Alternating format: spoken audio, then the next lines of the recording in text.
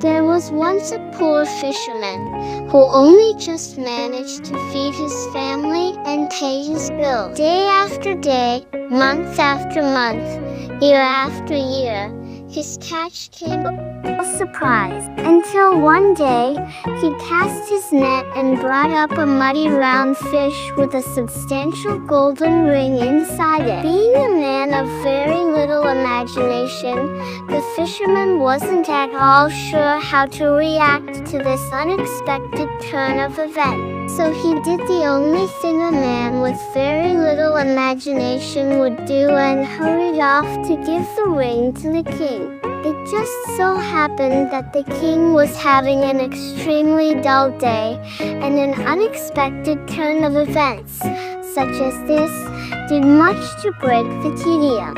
In gratitude, he paid the fisherman much more than the ring was worth. He ordered the royal treasurer to load the man with a great many bags of silver coin. After staggering home with the considerable booty, the fisherman dispatched his son to their neighbor's house to borrow some scales with which to weigh the coin. The neighbor happened to be both greedy and nosy, but as we already know, the fisherman lacked sufficient imagination to take such character traits into consideration. Thinking himself very crafty, the neighbor smeared fat on the inside of the scale pans in order to find out what the fisherman wanted to weigh. By what sticks to the fat, he smirked to himself. I'll know just what he has in the house. Sure enough, upon the return of the scales, there was a small silver coin embedded in the fat.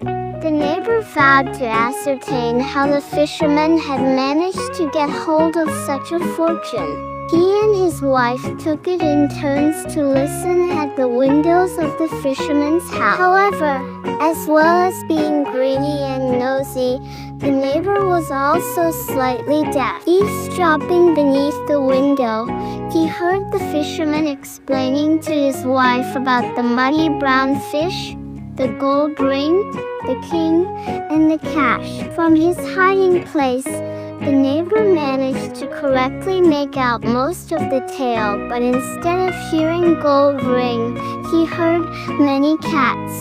For in the language of their land, these two phrases sounded almost the same. Without a moment's delay, the neighbor rushed to the market square, snatched up every stray cat that he could find, and bore them off, spitting and clawing, to the king. Making their escape in the throne room, the furious felines went wild, biting and scratching countless courtiers and shredding the royal drapery. You will not be surprised to hear that far from receiving his weight in silver coins, the fisherman's neighbor was thrown into the deepest and darkest of dungeons. Unfortunately for him, he had made the fundamental error of having rushed wholeheartedly into an enterprise without possession of the full facts, and without having thought the project through. Then did he use his time in the cell to see the error of his ways?